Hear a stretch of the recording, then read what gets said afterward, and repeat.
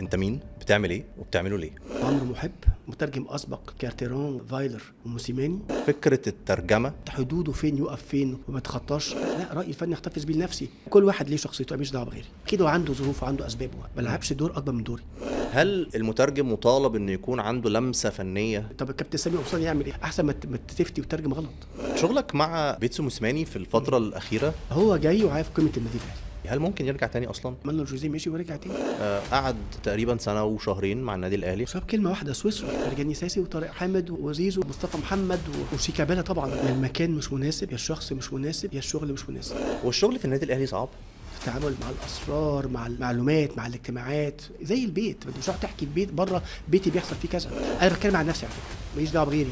بتجبرنا ان احنا نطلع حاجات مش جوانا. انا ضد فكره ان احنا اخفقنا حدودي. ما تسمعيش اتكلم في حاجه زي كده. النادي الاهلي اكتر نادي منضبط في مصر وكده بشكل الاوسط. دي واظن دي ما فيهاش اسرار. CIES Centre International des Études de Sport، ده بنأهلك انك تبقى مدير رياضي كفء.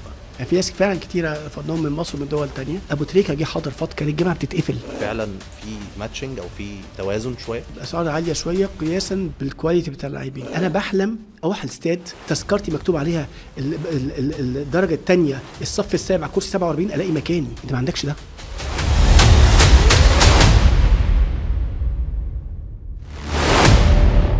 دكتور عمرو محب، اول حاجه قبل ما ابدا عايز طبعا اشكرك. انا عارف ان انت ما بتحبش تظهر في الاعلام بشكل كبير، فانا حابب الاول قبل ما ابدا ان انا اقول لك شكرا على قبول الدعوه. عندنا سؤال دايما بنساله في الاول: انت مين؟ بتعمل ايه؟ وبتعمله ليه؟ طيب ده سؤال حلو ده. اول حاجه انا سعيدني معاك. انت عارف ازاي قد ايه انا بعزك على المستوى الشخصي. من ايام ما كنا في دبلومه الفيفا مع بعض، ما كنت عملتها في 2015. هنتكلم عنها اكيد عندنا اكيد وقت. اكيد. انا اسمي عمرو محب، مدير او مسؤول الفيفا لكره القدم الهواه عن قاره افريقيا وشرق اسيا. ممثل المركز الدولي للدراسات الرياضيه اللي هو CIES Centre International des Études du Sport في مصر، وممثلهم في دبلومه الاداره الرياضيه في جامعه القاهره، وعضو اللجنه العلميه ساينتفك كوميتي بتاعه البرنامج، وبدرس مانجمنت للقسم الفرنساوي، علم الاداره الرياضيه للقسم الفرنسي من الدبلومه. هختصر، انت عارف في حاجات كتير طبعا. مساعد رئيس تحرير وجهه الاهرام، وصحفي في الاهرام الفرنساوي، الاهرام ابدو. يعني وده يمكن ده ابرز حاجه. طبعا في النادي الاهلي هنتكلم عن مستوى الانديه، احنا بنتكلم ده بوجه من الاهلي طبعا ليه شق لوحده. انا كنت مترجم اسبق لثلاث مديرين فنيين قبل كده في النادي الاهلي: كارتيرون وفايلر وموسيماني. ودلوقتي حاليا انا مدير اداره العلاقات الدوليه وتنميه المهارات في النادي الاهلي لقطاع كره القدم في النادي الاهلي. تاريخ عظيم وبوزيشنز واماكن حساسه جدا اظن. انا حطيت الاهلي لوحده، الاهلي طبعا ليه قدر لوحده وليه غلبه لوحده. وده اللي احنا حابين نبدا بيه، لان انا من الناس المهتمه جدا بفكره الترجمه. انا كمان اشتغلتها على المستوى الشخصي في نادي زد، ودايما قصه الترجمه دي بشوف ان هي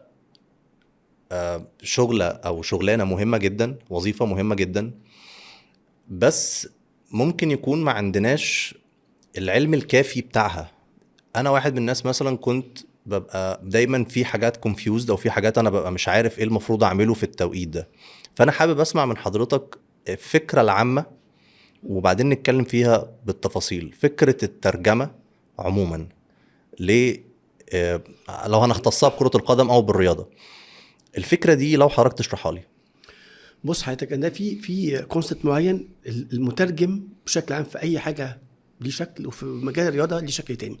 لان ترجمته مش مجرد بيترجم مثلا زياره لمتحف او مؤتمر، لا، ده ترجمته بيتوقف على نتيجه مباريات ومسار فرق في الدوري وفي البطولات. فبالتالي لازم يكون مجهز بشكل معين او شكل يسمح له ان يقوم بالدور ده. لازم يكون مطلع على المصطلحات الرياضيه، لازم يكون عنده ثبات انفعالي، لازم يكون سمات الشخصيه تسمح له يستحمل الضغوط اللي هيشوفها، لان طبعا ده جزء من المنظومه او جزء من الجهاز الفني. هيتمارس عليه نفس الضغوط اللي بتمارس على الجهاز الفني، افراد الجهاز الفني. لازم يكون قادر يعمل ده. علاقته بالاعلام يديرها ازاي، علاقته بالجماهير يديرها ازاي، علاقته حتى حدوده فين، يقف فين وما تخطاش. انت اشتغلت ترجمه وعارف الموضوع ده كويس. فده هو علم، مش مجرد حد بيعرف لغة بيخش بيترجم وخلاص. طيب لو هنبتدي بفكرة المصطلحات الرياضية، لما النهاردة يكون في مدير فني لفرقة، وهنتكلم على الكورة بشكل أخص، يعني بيقول حاجة للاعيبته أو بيقول حاجة في الإعلام أو بيقول حاجة بأي شكل كان، هل أنا بترجم ترجمة حرفية ولا بترجم بما معناه التون نفسه او الطبقة الصوت نفسها؟ هل انا بنقل تحديدا اللي بيحصل ولا انا بعملها ازاي؟ بص حضرتك دايما بقول انت لما تيجي تبقى ممثل وانت راجل هادي وتلعبت بدور واحد مثلا عصبي او مش انت بتلبس الشخصيه، مش انت بتتكلم بلسان الشخصيه. انت في الترجمه بتلعب ده، انت بتتكلم بلسان المدير الفني. اوكي، ما ينفعش مثلا يكون مدير فني بيوجه بيقول حاجه لعيب او مثلا بيعنفه وانت تيجي تقول لا هو بيقول لك ان ده كويس. يعني ما ينفعش. لا لو اختلاف التون، يعني مثلا النهارده لو انا بقول له مثلا لازم تضغط، لازم تعمل والتون بتاعي ابتدى يكبر او يعلى، هل انا كمان بتكلم بنفس التون ده؟ طبعا ده طبعا المترجم المحترف المتمارس في مهنته لازم طبعا بتتقمص. اللعيب بيسمعك اكتر من المدرب، فبيسمع. طول هو الراجل بيزعق يا اخوان لازم نضغط، ما ينفعش عملنا الشوط الاولاني، وانتوا يا اخواننا بيقول لكم ما ينفعش كده، يعني حاولوا تضغطوا. ده بتنيمهم. انت لازم تاخد من احساسه ومش صعب. انت فصلت نفسك ودخلت في الترجمه ومتمكن من ادواتك وعارف ان اللي هتترجم اللي هيتقال لك، بتتقمص بنفس الصوت وبتاخد نفس حتى الاداء بتاعه. يلا لازم نضغط، حركات ايدك، البادي لانجوج مهمه طبعا. يعني كان بيستخدم ايدي زي ما هو بيستخدم انا بتقمص الشخصيه فعليا 100% قدر الامكان طبعا، قدر الامكان. طيب لو هنخش في فكره معاني الكلمات، الترجمه برضو بعض الاحيان هو بيقول حاجات بتخش جوه عقلي المفروض ان انا هترجمها. الترجمه هنا بتبقى ترجمه حرفيه للكلام ولا ترجمه فيما معناه؟ توقف هو بيقول ايه. في حاجات لو ترجمتها حرفي مش هتدي المعنى. يعني في حاجات لو ترجمتها حرفي انت بتتكلم انجليزي كويس وعارف، في حاجات لو ترجمناها حرفي هتدي معنى مختلف او مش هتدي المعنى او مش هتدي القوه. ممكن تستبدل الكلمه اللي قالها بكلمه تانية في نفس السياق توصل المعنى انت عشان كده تبقى فاهمه هو عايز يقول ايه. ومن هنا مهم جدا تبقى علاقتك بالمدرب كويسه ويعني قريب منه وفاهم بيفكر ازاي. عندك التست بتاعه، عارف هو عايز يقول ايه. انت بتتكلم معاك عايز يقول ايه. ساعات ممكن حتى هو ساعات انت مش بتصلح عليه، بتعدي اللي بيقوله او بتقوله بالسياق الصح، بس ما بتحطش كلمه بعكسها، تحط كلمه مرادف اقوى او مرادف يبين المعنى اكتر. ده بيحصل طبعا ساعات. طيب بس ما بتطلع يعني ما ينفعش في الاخر تقول عكس اللي بيتقال او ما توصلش الرساله من الترجمه. لازم الرساله توصل بالشكل المدرب عايز يوصلها. طيب حضرتك اشتغلت مع 3 مدربين بشكل كبير لمده 4 مدربين. منتخب مصر كان مع جيرار جيلي. اوكي. كان في منتخب مصر 99 2000 ولعبنا بطوله افريقيا وبعد كده مشي بقى يعني بعد كده مشي. طيب وحضرتك اشتغلت في النادي الاهلي مع 3 مدربين، كارتيرون وفايلر وريني فايلر وبعد كده بيلسو موسيمين. حلو جدا. 3 مدربين شخصيات مختلفه، جايين من جنسيات مختلفه، عقليات مختلفه تماما. نفسيا كمترجم يعني بيبقى بيحصل انتقال من مدرب لمدرب لشخصية لشخصية. ازاي كنت بتتقمص الدور ده او ازاي بتلبس الشخصية دي زي ما انت قلت عشان تقدر تترجم؟ فالثلاث شخصيات مختلفين تماما، حد من افريقيا، حد انك بتلعب دورك. انت ليك مهام وبتاخد اجر عليه وبتلعبه مع في النادي. طب الكابتن سامي قمصان يعمل ايه اللي اشتغل مع مدربين كتير؟ اشتغل مدرب عام يعني مساعد ليه. لازم ده شغلك. هتعرف يعني حتى اصلا مش شرط يكون علاقتك بيه كويس تبقوا اصحاب، بس تبقى فاهمه. يعني ممكن تبقى مختلف في حاجات بس انت في الاخر بتوصل اللي بيقوله. فبالتالي لازم في الاخر مصطلح تلبس الشخصيه. اوكي المفروض تبقى قريب منه، فاهم بيتكلم ازاي وتتكلم زيه او توصل المعنى اللي هو عايز يقوله. والشاطر بقى بيلغي نفسه تماما. ايه ده؟ ليه يا كوتش عايز؟ مالكش دعوه خالص.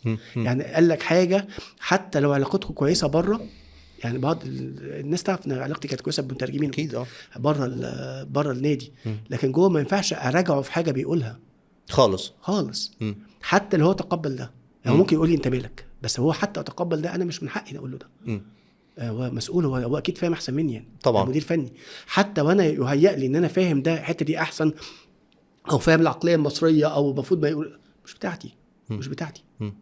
حر. بس عايز هل اللاعب ده ما تلعبش ده، ما اقولش طب انا شايف لا، رايي الفني احتفظ بيه لنفسي، او الراي الشخصي انا يعني مش فني، او هم الفنيين احتفظ بيه لنفسي. لما كنت انا بشتغل في نادي زد، يعني كنت مدرب وفي نفس الوقت مترجم، كان بيبقى فيه برضو بعض الاحيان بيبقى فيه اسئله، او بيبقى لان هو خلاص بقى اول حاجه بيبقى عنده الثقه فيك لان انت بتمثله بشكل او باخر. تاني حاجه انت الشخص اللي بينقل له الصوره باللغه بتاعته، فبرضو دي بتدي ثقه اكتر.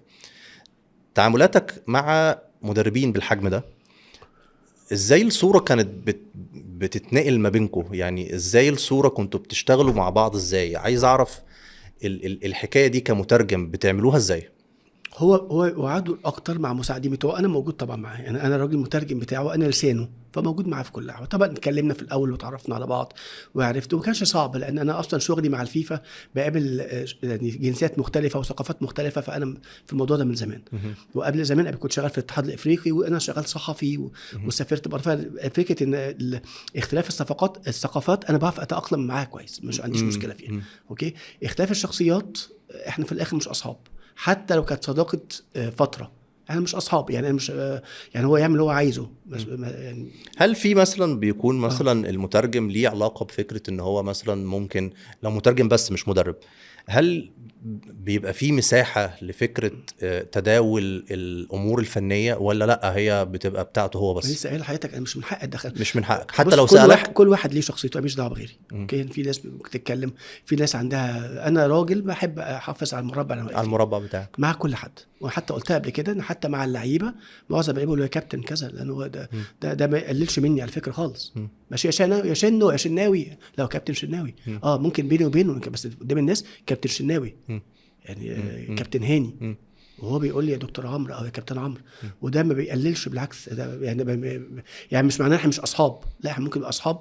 يعني انا اي مناسبه عندي بيجوا بيزوروني، انا صداقتي بيهم يعني الحمد لله قويه. بس في الشغل الاحترام والحدود، طبعا بالتالي انا ما بدخلش نفسي في حاجه، ما اجيش اقول له انت ليه مزعله، ليه ما تتمرن النهارده كويس، مش بتاعتي، مش بتاعتك خالص، ما بتعملش كده خالص. حتى من الحته الشخصيه والانسانيه لا، ما بعملش ده. يعني انا مش بتاعتي، انا مالي، انا افهم ايه اصلا لان انا ايه هو اكيد هو عنده ظروف وعنده اسباب، ما دخلش يعني حضرتك المترجم لو شاف ان مثلا انا عرفت العقليه بتاعت المدرب مثلا ماشيه ازاي، عرفت مثلا بيتسو موسيماني بيفكر ازاي، عرفت كارتيرون بيفكر ازاي، وممكن اكون شايف مثلا حاجه غلط عند حد، او حاجه مثلا دي ممكن تقرب اللاعب الفلاني من المدرب، دي حضرتك برضو ما كنتش مش بتاعتك، ما بتخشهاش؟ ولا لو شايف ان في نصيحة ممكن انصح بيها فبحاول ان بص انا حاولت قدر الامكان ما ادخلش في المنطقة دي، والحمد لله انا ما اتحطتش في موقف لازم اعمل. انا حتى بالعكس كان في احداث طبعا كتيرة، واحنا عارفين انا كنت موجود في فترات شكلها ايه. انا الحتة بتاعتي انا راجل بترجم لكلام الراجل، في ناس ليها الدور ده، ما لعبش دور اكبر من دوري يعني، او دور مختلف عن دوري. زي ما بحبش حد يخش يترجم مكاني وانا اكون موجود وترجم، اقول له خش ترجم انت. انا برضو ما بلعبش دور حد تاني، في ناس في الجهاز اقدر من يلعبوا الدور ده، كابتن سامي قمصان، المساعدين بتوع المدرب، ده دورهم ودورهم، واللاعب هتقبل ده اكتر منهم. لكن انا مش هتطفل على حد واقول له طب ايه، طب انت زعلان ليه، طب وحاول تتكلم معاه. انا ما بحبش يعني ما بحبش الدور ده. المترجم طبعا بعض الاحيان مع المديرين الفنيين بيبقى عنده فكرة انه بيقول المحاضرات، بيترجم المحاضرات، صح كده؟ يعني مثلا لو المدير الفني بيقول محاضرة، المترجم كل حاجة هو اللي بيقولها. هل المترجم مطالب انه يكون عنده لمسة فنية عشان يكون فاهم هو بيقول ايه، ولا برضو احنا بنترجم؟ لا طبعا انت اشتغلت وعارف طبعا. لازم ابقى فاهم طبعا. انا اشتغلت في الاتحاد الافريقي انا صحفي وبكتب مقالات رياضيه وعارف فاهم. وانا قلت قبل كده ان يمكن الفتره الاولانيه اللي اشتغلتها سنه 99 2000 دي فادتني جدا، لان انا كنت ببص من الناحيه الثانيه بالصوره، من الناحيه الثانيه من ان انا كصحفي. لكن لما جيت دخلت في الملعب او دخلت في المطبخ زي ما بيقولوا المطبخ الفني، كان جيرار جيلي اللي هو المدير الفني لمنتخب مصر اللي كان بيتكلم فرنساوي، ما كانش بيتكلم انجليزي ولا عربي، فكان بيضطر بالضروري بيقعد يفهمني هو عايز يقول ايه فبالتالي كان بيعمل لي زي سيشنز فنيه، يقعد يشرح لي الادوار ايه ويلعب ايه ويضغط ازاي ويعني ايه ضغط ويعني ايه، فاهمني. فدي فادتني جدا جدا يعني. حتى بعد ما خلصت حسيت ان انا يعني طلعت كانت تجربه سريه بالنسبه لي، برغم اخفاق منتخب مصر وبتاعنا 5 افريقيا وقتها بعد ما كنا ابطال افريقيا في 98 في بوركينا فاسو. يعني ما كانش فتره مرضيه قوي للجماهير المصريه، بس انا اتعلمت فيها كتير وفتحت لي علاقات بناس كتير وعرفت. وبعد كده حتى ما بقيت اكتب بنضج اكتر في الكتابه، النضج الفني بقيت اعرف اعمل تحليل افضل، وفتحت لي افاق تانية. فطبعا انت لازم تكون فاهم، لازم تكون فاهم فنيا اللي بيحصل. قال لك اعمل كده كذا، اقول له ده غبتني ولا واحد مش هبقى فاهم. لازم تبقى فاهم ومش عيب لو ما فهمتش حاجه تساله. يعني فاهم حاجه تبقى اقول كوتش تقصد ايه بده، مش عيب. احسن ما تفتي وترجم غلط، لان في الاخر انت بتوصل فكره. لو انت خفت ورحت قايل اي كلام الدنيا هتلخبط. طبعا. شغلك مع بيتسو موسيماني في الفتره الاخيره، انا اتعاملت مع الكوتش بيتسو موسيماني على فكره وقابلته اكتر من مره. عايز اعرف الشخصيه دي، جاي من جنوب افريقيا، اول مدرب افريقي خش نادي الاهلي. هل كان في عقليا حاجه نقدر ان احنا نتكلم فيها على بيتسو موسيماني، طريقه التعامل عامله ازاي، اللي بيحصل، الشخصيه اللي جايه من جنوب افريقيا، تقبلها للوضع، تقبل البعض ليها، القصه دي عامله ازاي؟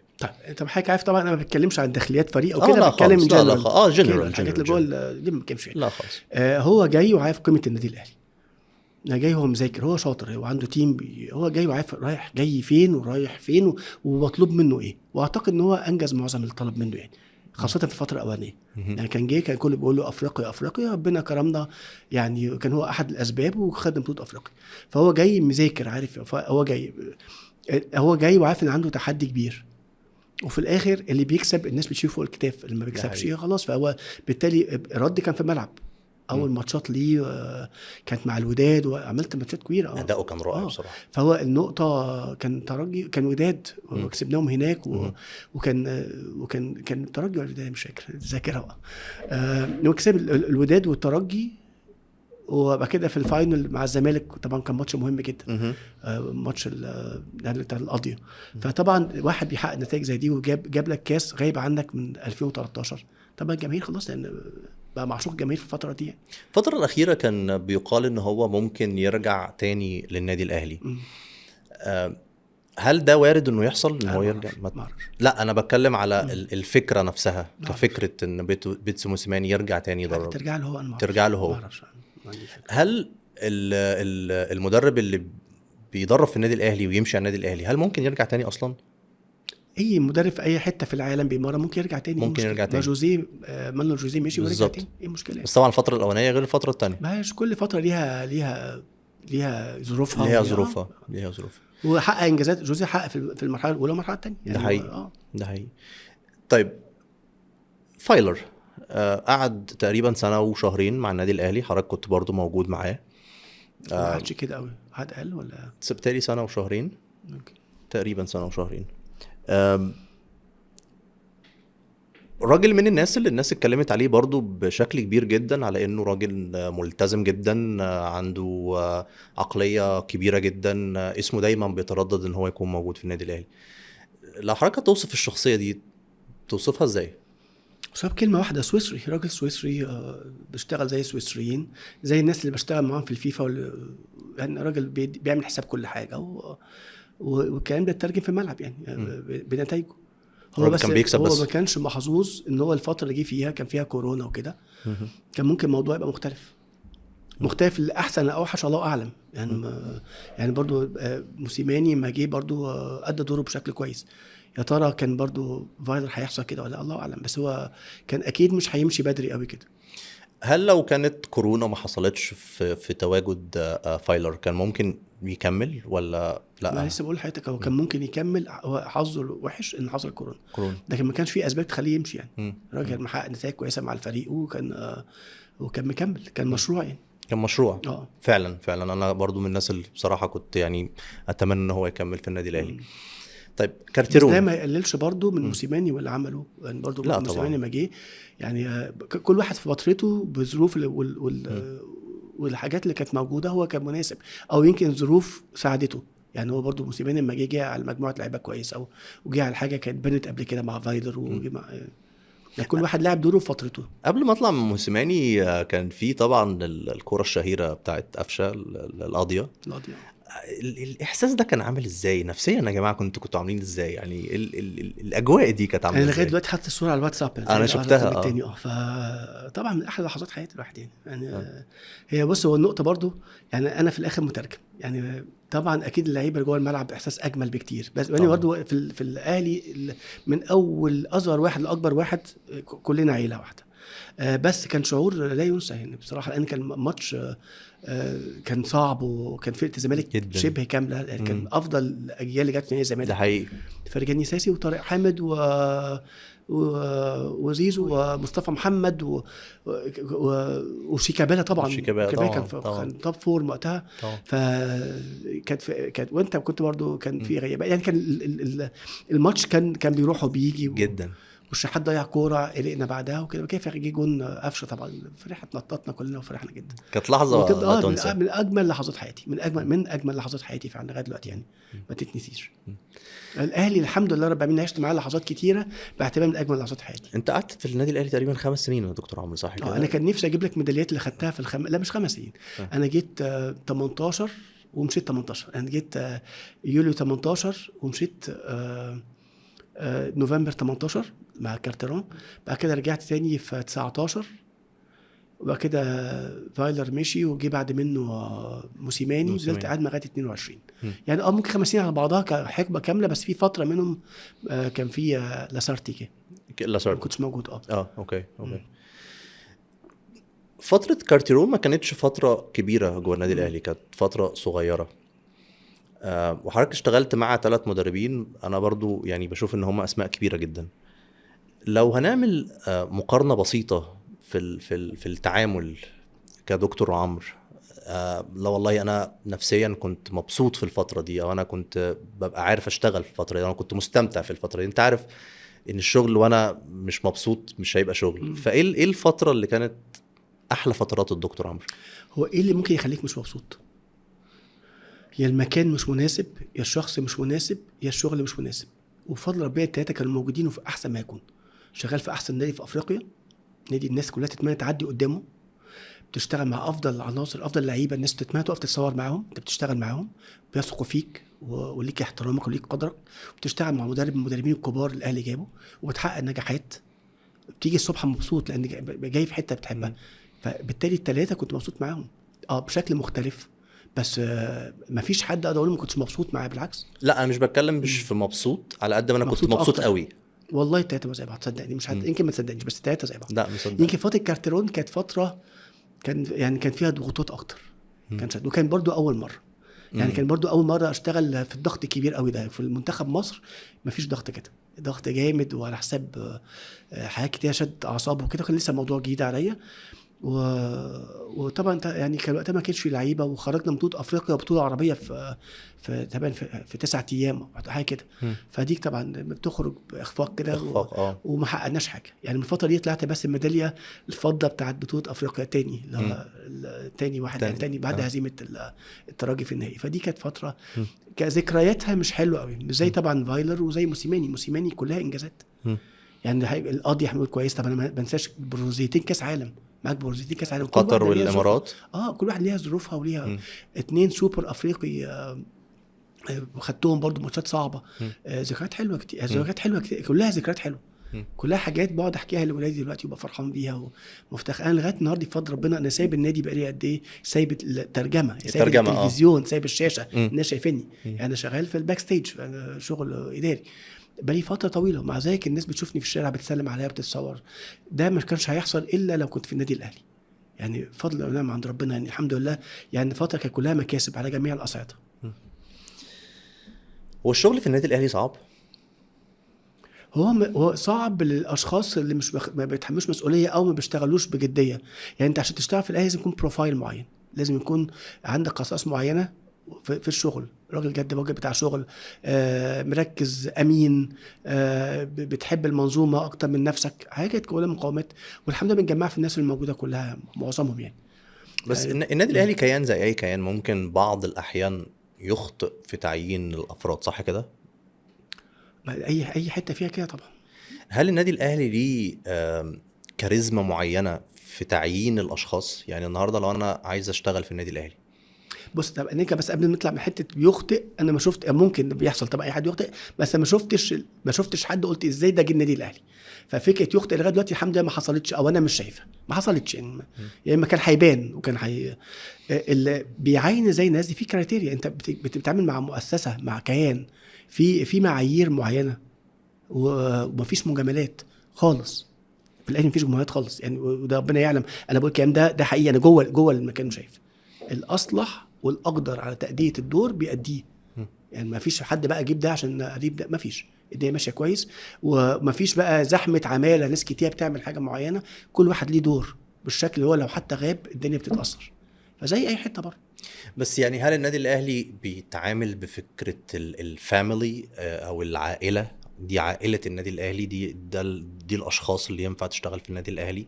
ليهم مثلا ان هم ما بيتكلموش في الاعلام بشكل كبير، ان هم لما بيبقوا بره النادي ما بيتكلموش، الحاجات دي كلها. هل النادي الاهلي بيبص على الحاجات دي كمان، ولا على الكفاءه بس ما يبصش على ده، ما كانش النجاح كمل. م. لان طبعا اي حد يعني بيخرج بره السرب ما بيكملش. فاحنا في ثوابت في النادي الاهلي، في التعامل مع الاعلام، في التعامل مع بعضنا حتى البعض، في التعامل مع الاسرار، مع المعلومات، مع الاجتماعات. ما في حاجات، كل واحد بيلعب دوره. بس زي البيت، ما انت مش هتقعد تحكي في بيت بره بيتي بيحصل فيه كذا، ده عيله بس.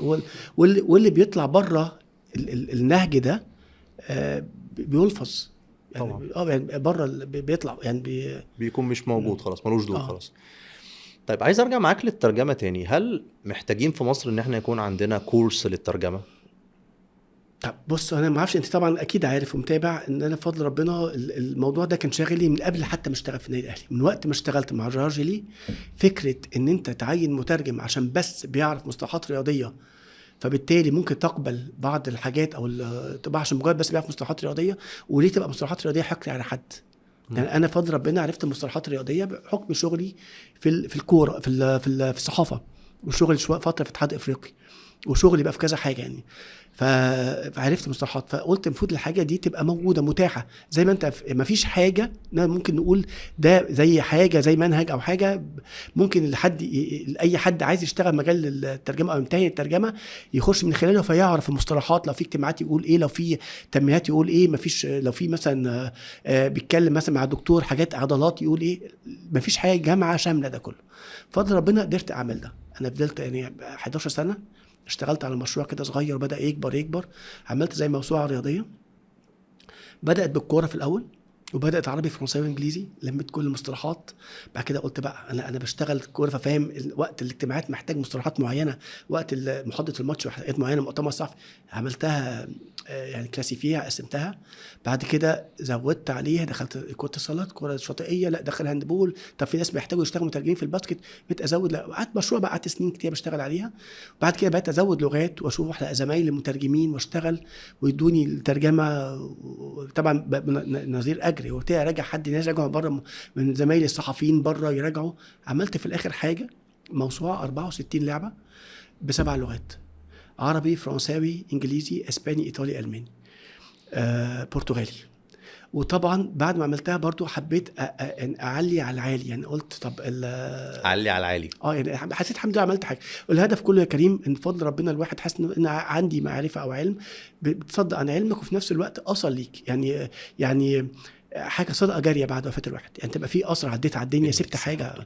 ولذلك انا عاملها اوبن سورس، عاملها مفتوحه، اللي عايز ياخدها وحاططها على النت مفتوحه، اللي عايز ياخدها. ناس قوي طب اعملها حتى اجيب التكلفه اللي عملتها، اعمل مثلا الكوره جزء منها مفتوح والباقي برسوم، ممكن هتجيب فلوس. انا رفضت، قلت خليها مفتوحه، لان بعد كده حتى اكمل حاجه حته ان هو بعد كده عشان كنت سافرت المغرب ومع الفرق، انت بتفهمش العربي، والعربي انا كنت حاطه عربي فصحى، فمحدش بيقول سدد على الماركه على المرمى او راوغ الخصم او يركل الكوره، محدش بيقول كده. فعملتها مع العربيه الفصحى، عملت اللجنه المصريه ولجنه دول شمال افريقيا، تونس والجزائر والمغرب، ولجنه دول الشام، ولجنه دول الخليج. دي تبان اللكنات الاكثر تداولا في الوطن العربي. وبعد كده بعد ما خلصته وطلع وطبعته بفضل ربنا، لقى يعني انا اتفاجئت بصراحه ان الاهتمام حكومي، يعني وزير الشباب والرياضه بس الحكومه المصريه قابلني وكرمني وعمل لي مؤتمر صحفي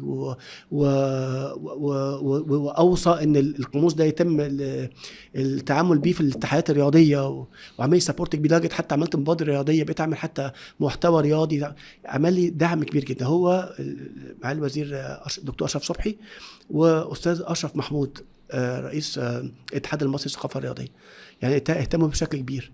بعد كده حطيته اونلاين، محدش دلوقتي بقى بيبل صباعه ويقلب الصفحه ويهات صفحه 45 عشان فيك، يعني بقى قد كده يعني. انا يمكن بعت لحضرتك صورته كبير قوي. كم صفحه تقريبا؟ كتير، لا كتير، اكتر من 1000 وشويه، كتير كتير كتير، لانه هو معمول اجزاء يعني. فعملت نسخه اونلاين، عملته اونلاين، والاونلاين بقى افضل لان انت مش بس بتحط الكلام، انت بتحط فيديو صغير للشرح. اقول مثلا اقول دفاع ضاغط، بحط فيديو يعني ايه دفاع ضاغط، اقول مثلا ايه ضغط عكسي، يعني ايه ضغط عكسي. يعني حاطط فيديو، حاطط كمان فيديوهات او صور، يعني مثلا بقول مثلا العضله الضمه بحط صور ليها، مش بحط فيديو. وبحط برونسيشن، بحط النطق، بتدوس على ايكون بنطقها ايه، فبالتالي انت كمترجم بتخش على طول النهارده انا عندي ماتش، عندي ده النهارده عندنا محاضره، اخش بص ايه الحاجات ممكن تقل الخطط كلها، بتبقى راجع مراجعه. وده مش بس للمترجمين، للصحفيين واللعيبه واي حد شغال في مجال الرياضه.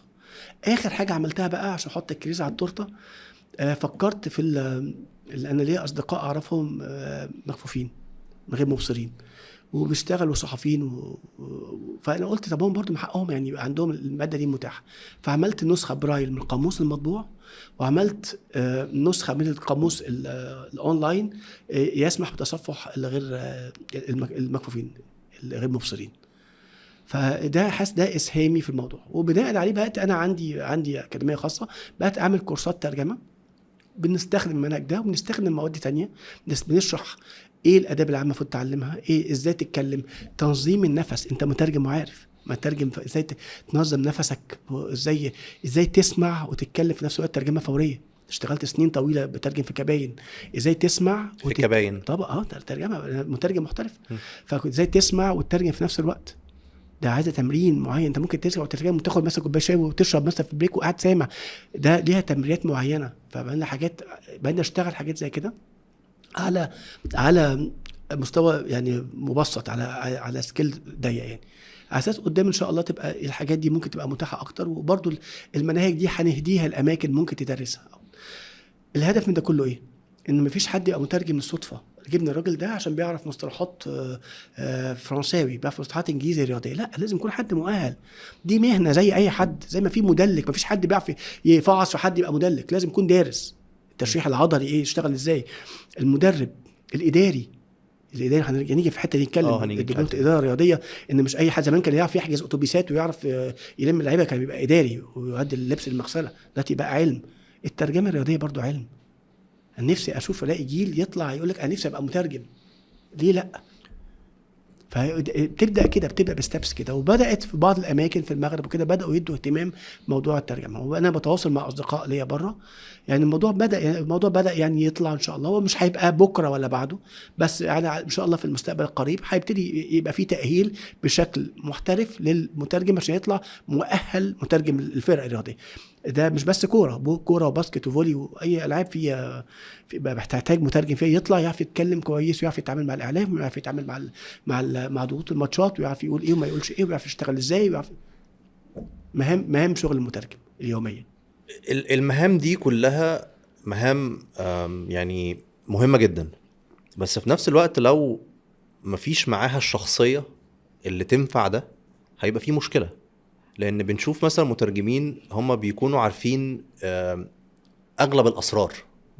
يعني اغلب، يعني انت النهارده عمال بتاكد عليا فكره كريم انا مش هتكلم في اي حاجه غير الحاجات اللي من بره. بس فكره الشخصيه نفسها للمترجم، لان هو بيكون عامل زي موظف الاتصالات كده، هو حد كل حاجه بتعدي عليه، رايحه يمين او رايحه شمال بتعدي عليه. هل الشخصيه نفسها لازم تكون كمان مؤهله نفسيا انه يقدر يتعامل مع كم الاسرار دي وكم المعلومات دي؟ انا مش عايز والله اتكلم في النقطه دي بالذات، لا بس احنا يعني بنتكلم جنرال، بنتكلم طيب جنرال. طيب هو طبعا لازم، طبعا في حاجات انت دخلت جوه بيت ما ينفعش. انا حتى فتره كنت بره النادي، جه فتره كنتش موجود في النادي، يعني الفتره اللي هي فتره لاسارت دي انا كنت سبت النادي وما كنتش ليا دور، يعني ما طلعتش اتكلمت. استضافوني في برامج، اتكلمت في الحاجات اللي تخصني، اداره رياضيه. عمري حتى ما قبلت ان اطلع اتكلم بحاجه في اسرار النادي او اي حاجه. فدي ده موضوع شخصي، انا مش عايز اتطرق للنقطه دي، لا انا بس هي النقطه طبعا بتكلم الصح. في العام، في العام الصح طبعا اول ايه حاجه عندك الصح ثبات بتاعها؟ انفعالي، عندك اتزان نفسي. ما ينفعش تطلع يعني يعني ما ينفعش تطلع بقى كده تبقى عارف حاجه ما حدش عارفها غيرك او حضرتها بحكم وجودك كمترجم، مش يعني بحكم وجودك كاداه، لان المترجم ده اداه. طبعا المدير الفني نفسه ما طلعش يتكلم فيها، ولا اي حد من الجهاز يطلع يتكلم فيها وانت تطلع تتكلم. يعني ده يعني مش عايز اقول خيانه امانه، بس ما يصحش، ما ينفعش تطلع تتكلم. بس انا بتكلم عن نفسي على فكره، ماليش دعوه بغيري. احنا كمان خالص. بنتكلم مش عليك انت كشخص، احنا بنتكلم على الترجمه عموما. ان انا كشخص، انا كنت كده، يعني كنت مثلا في نادي زد كان بيعدي عليا اسرار كتيره جدا ما بين المدير الفني واللعيبه والاداره، وانت بتترجم كل حاجه، انت بتترجم كل اللي المدرب عايزه، وبتترجم كل اللي المدرب عايزه مع تحضر اللعيبه. كل حاجه، قعدات وجلسات واجتماعات وحاجات. انت بتقعد عشان انت راجل امين، انت وجودك في الحته دي عشان انت راجل امين. يعني تفتكر اداره النادي لو انت عارفه هتيجي تحكي وتقول الكلام ده هيقعدوك؟ مش هيقعدوك. فانت راجل امين، فتكون على قدر المسؤوليه. بس هي النقطه في كده. وانا على فكره انا بكن كل الاحترام لكل المترجمين المصريين في مجال الاداره الرياضيه، في مجال الفرق الرياضيه، لان مفيش حد مسك منصب مترجم الا كان على قدر من العلم وعلى الاحترافيه. هل محتاجين ناخد دي في حته ليها علاقه واحنا بنعمل كورس ليها، ان احنا ندرس ده او نفهم ده، عشان ما يبقاش انا بشتغل وخلاص وانا مش عارف ايه هي البوليسي او البوليسي الرولز بتاعتي او البوليسي يعني مش عارف البوليسي يعني ايه بالعربي، اللي هو الحاجات اللي المفروض اعملها او ما اعملهاش. هل ده مفروض يدرس قبل ما اشتغل كمترجم، ولا حضرتك شايفها ازاي؟ بص هو طبعا بتتقال، بس هي النقطه في حاجه، هو اللعيب لما يطلع يتكلم، يعني لما اجيب لعيب اقول له اوعى تتكلم في اسرار النادي، لما بيجي مدرب بيمرن بقول له اوعى تتكلم في اسرار النادي، دي حاجه جواك. يعني دي حاجه ما تتقالش، ان ما تحكيش حاجه. ان اعتقد حتى لو الشخص عنده الحته دي، لو انت قلت له برضه ان هو حر، يعني هو هينفذ اللي هو شايفه صح. هي راجعه للشخص، راجعه للشخصيه. بس هي النقطه في الاخر برضه زي ما بقول، كل واحد ليه شخصيته وليه تعامل مع مواقف. يعني انا كعمرو ما بعملش كده.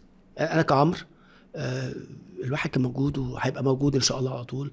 مش بس ده، انا في الفيفا، حضرت اجتماعات مع بلاتر وحاجات. انا ممكن اعمل كتب، انا ممكن اطلع كتب احكي حصل ايه اجتماعات، خاصه الفتره اللي كان فيها مشاكل وكده. انا كنت موجود وباخد مرتب عشان ماسك منصب معين في المكان ده، في المنظومه دي. ما ينفعش بعد ما اطلع اخد المكان ده وهتكلم اقول الفيفا كان فيها كذا ما ينفعش. فهي دي حاجات شخصيه، ده يعني تعامل شخصي. انا شخصيتي كده، ممكن غيري مختلف. ما حسيتش مثلا في وقت من الاوقات ان السوشيال ميديا انا ممكن اطلع اقول لي جملتين 3، فممكن ده لان احنا عايشين في عصر السوشيال ميديا، ان اللي بيطلع يقول جملتين او 3 هو ده اللي بيبقى ترند دلوقتي او موجود. انا بس عايز اتكلم، ممكن يكون اللي بيتكلم بحسن نيه على فكره. لا ما اقصدش، بس هل اقصد اللي اقصده هي فكره، هل بعض الاحيان ان السوشيال ميديا بتجبرنا ان احنا نطلع حاجات مش جوانا؟ ما اعرفش ممكن ما اعرفش هي النقطه بس. يعني انت ما حاولتش في وقت من الاوقات انت كدكتور عمرو محب مثلا، ان هو انا يعني ممكن اتصدر المشاهد في اكتر من موقف، في اكتر من حدث حصل وانا موجود جواه، فممكن اطلع واقول جمله او 2 وفي الحاله دي هبقى مشهور، في الحاله دي هيجي لي شغل اكتر، في الحاله دي هيجي لي. بص انا برضه نتفق في حاجه، انا بتكلم على الدكتور لو عمرو. حد اتكلم ان حد محتاج يعني ممكن يكون حصل الكلام جاب بعض وحصل الكلام ده، يعني برضه مش هنفترض سوء النيه. اوكي. بس انا ما بعملش لا انا كده. بتكلم ما على بعملش كده. لا بتكلم حتى على لو حد طلع سيكولوجي. واتكلم يعني انا ماليش دعوه بحد، اوكي. بس ممكن احنا احترام الناس كلها، بس اللي احنا طلع مش يتكلم مش بنتكلم على شرط حد. يكون عشان اجذب السوشيال ميديا، بالعكس. انا لا بتكلم كلامه على اتقال حد، وممكن يكون في حسن نيه على لا فكره. احنا بنتكلم لا على حد ولا على ترجمه، بس م. بنتكلم على ضغط السوشيال ميديا اللي موجود حاليا في العالم كله. هل لعيب السوشيال اداره؟ ميديا تطلع تقول ايه؟ بيطلع اسرار النادي؟ لا انا إيه؟ بتكلم على فكره ان السوشيال ميديا دلوقتي ممكن واحد مثلا لعيب يعمل موقف، ممكن لعيب يعمل موقف عشان مثلا يحصل ان انا اتشهر، ممكن مثلا اجيب هدف واعمل احتفال. انا بتكلم في الحته السيكولوجيه. ده عادي يعني، عامل احتفال عشان الناس كمان، ده حاجه لطيفه مثلا بيحب فرقته وعايز يحتفل بطريقه الناس تفتكرها له. يعني انا مش شايف ده مش حاجه يعني، دي حاجه حميده او حاجه مقبوله يعني، عادي. هو ده بقى اللي انا بتكلم احتفل فيه. ما رونالدو بيعمل هو بقى ده هو ده يعني، ده معناه ان عشان يتصدر مش هو فرحان ده وشايف ده مقصدي. علمت. هل السيكولوجي اللي احنا عايشين فيه، الدايره اللي احنا عايشين فيها دلوقتي في المجال الرياضي بقى كله، هل ساعات بتحكم علينا ان احنا لا ارادي ممكن اطلع بموقف او اطلع بكلمه او اطلع بحاجه؟ بتشوف السوشيال ميديا والرياضه المصريه عاملين ازاي دلوقتي؟ حياتك ليه بتفصل الكوره عن المجتمع كله؟ ما كل الناس في كل المجالات، فنانين ومغنيين كل مجالات الناس المشهورين المشاهير ساعات بيدور على ترند. ده ما هو لعيب الكوره ده او لعيب الباسكت او الهاندبول واحد زي اي حد تاني، والناس مختلفه في طباعها. في واحد بيحب يدور على ده، ايه المشكله؟ بس ده مش كتير في الانديه الكبيره، مش كتير. الانديه الكبيره عندها ضغوطات وعندها مسؤوليات وعندها مبقاش فاضي بقى يعمل يعني يسرح شعره ازاي ويطلع يقول ايه. قليل بيحصل بس قليل يعني. مش السواد الاعظم اللي بيعملوا كده، ممكن يبقى واحد او اتنين. احنا ممكن بنشوف واحد او اتنين، ما كمان نقولش ظاهره ان واحد او اتنين، لكن معظم اللعيبه مركزه. يعني النهارده اللي عنده ماتشات في الدوري وعنده ماتشات في افريقيا وعنده بقى يطلع خلاص يعني. شفت النادي الاهلي وهو في كاس العالم للانديه الفتره الاخيره. عايز اخد راي حضرتك. هل الشو الاعلامي اللي كان موجود، وانا ليا راي فيه ممكن ابقى اقوله لحضرتك، بس هل الانفتاح الاعلامي اللي كان موجود في معسكر النادي الاهلي في امريكا بتشوفه مبرر؟ بتشوف ان ده ليه يعني ليه سبب او ملوش سبب؟ لا ده كان شيء متوقع؟ لا ما كانش شيء متوقع على النادي الاهلي، بفكره ان احنا بنتكلم على اكبر منظومه موجوده في مصر. واحد فرقه وصلت لاول نسخه من كاس العالم بشكله جديد ومشرفه مصر وما اتكلمش عنها ليه يعني؟ بص انا ضد فكره ان احنا اخفقنا. احنا كان في سوء حظ كبير جدا. امام عاشور ما كانش اتعور في اول دقايق، وكان لو كان ضربه الجزاء ما ضاعتش من تريزيجيه كان الماتش راح في سكه تاني خالص. كنا زماننا بنقول يا سلام يعني ده مدرب عظيم. انا ما بدافعش عن مدرب بعينه، انا ما بتكلمش حته فنيه، بس بتكلم كان في سوء حظ في البطوله دي. حتى الماتش الاخير مع بورتو انت كسبان وجه في اخر دقايق دخل فيك جون، انت يعني خلاص ماشي معلش لسه جديد في بطوله جديده، هتقول زيك زي بقيه الفرق. بس انا شايف عشان انا مطلع وانا معايا زمايلي فيفا كانوا بيهنوني. الماتش بتاع ميامي بتاع فريق ميسي وسواريز كان بيكلموني بيقولوا انتوا ايه لعبتوا كويس. طبعا انا ما زلت بوست كان الناس دخلت فيا وزعلت مني، اوكي انا بقول اللي اتقال لي فعلا. انت لعبت ماتش كويس، ليه ما نكسبش؟ اوكي صح، ليه ما نكسبش؟ مش معنى كده فرحان ان احنا اتعادلنا، كان نفسي نكسب وفي نفس الوقت كان ممكن نخسر. ما في كورتين شناوي شالوا معجزه وفي يعني الحمد لله ربنا كرمنا. فهي النقطه، وفي كوره في اخر دقيقه برضو حسين شحات. فهو ده ماتش كوره، فرص ليك وفرص عليك، اوكي. بس في الاخر نزل نقول كان في سوء حظ ان احسن لعيب في فرقتك اتصاب في اول دقايق اللي انت ممكن تلاقي باني عليك كل خططك، وسوء حظ واهدار فرص مش طبيعيه. ده سوء حظ، مش هنقول رعونه. ما فيش حد عايز يضيع جون، مفيش حد في كاس العالم وصل الجون عايز يضيعها، مفيش حد ضربه جزاء في كاس العالم هيحطها في ايد الجون عشان هو رعونتي. هل بتشوف ان بطوله كاس العالم للانديه، بما ان حضرتك طبعا يعني ليك جزء كبير في الفيفا، هل ليها علاقه بانها فعلا بطوله رمزيه او بطوله ترفيهيه؟ انا في الفيفا ومن ضمن الناس تيم اللي اشتغل على البطوله من فتره يعني، شفت وبدات كانت فكره، لا ده احد اهم البرودكتس في الفيفا يعني، بيدوها اهتمام كبير جدا جدا. واعتقد هي هتبقى نمره 2 بعد كاس العالم الكبيره، وبداوا يعملوا ده. واظن البطوله خرجت بشكل مبهر، ما حدش كان يتخيل تطلع كده. انا معايا برونزيتين كاس العالم، برونزيتين بس الشكل بتاعت قطر والامارات حاجه تانية خالص. انت بتروح تلعب ماتشين وبتلعب التالت تاخد برونزيه. لكن بتلعب ماتش بعد كده بتلعب دور قبل النهائي كده تاخد بقى برونزيه او ذهبيه او فضيه او تفرق. فلكن ده بشكل مختلف وبطوله مختلفه وتواجد الفرق كلها المنتخبات كلها جايه اسف الانديه كلها جايه افضل انديه في العالم جايه باقوى لعيبه عندها وجايين بيلعبوا منافسه. فبس انا شايف التواجد مش حلو انك تخسر ماتشين وتعادل ماتش بس خلاص اسف تعادلت ماتشين وخسرت ماتش تعادلت ماتشين وخسرت ماتش فخلاص يعني. وبرضه بقول الضغط اللي كان في الماتش الثاني اللي خسرناه بتاع بالميراس كان بسبب نتيجه الماتش الاولاني كنت كسبته كان ممكن تكسب الثاني او تتعادله لان مش هيبقى عليك ضغوطات. بس فكرة ان يعني احنا متعودين على فكرة ان النادي الاهلي معسكراته دايما مقفولة جدا وتركيز عالي جدا وكنا بنشوف اللعيبة خارجة داخلة تصوير بشكل كبير جدا. بص دي حاجه مش بتاعتي ما اقدرش اتكلم فيها وانا حدودي ما تسمعيش اتكلم في حاجه زي كده. انا ما مش هنتقد دي حاجه. لا انا على فكره انا ليا راي فيها لو حضرتك تحب يعني ان انا اقوله لك. انا مش هقدر رايي. طيب انا وحتى وانا مش شغال في النادي الاهلي مش هحب اقول حاجه زي كده. كل واحد يعني اهل مكه ادرى بشعبها يعني كل واحد عارف هو بيعمل ايه. اكيد النادي مش عايز يخسر واكيد الاداره بتاعت النادي مش عايز تخسر اكيد او مش عايزه تسيب. نادي الاهلي اكتر نادي منضبط في مصر وفي الشرق الاوسط ده حقيقي ليها اسبابها يمكن في رعاه الله اعلم. فانا مش حاجه من هنا قاعد معاك واقول بقى لا ده غلط ولا هقول ده كويس انا ما اعرفش. انا دي حاجه ترجع اداره النادي الاهلي هم بيديروا الملف ده هم شايفين ايه اللي حصل.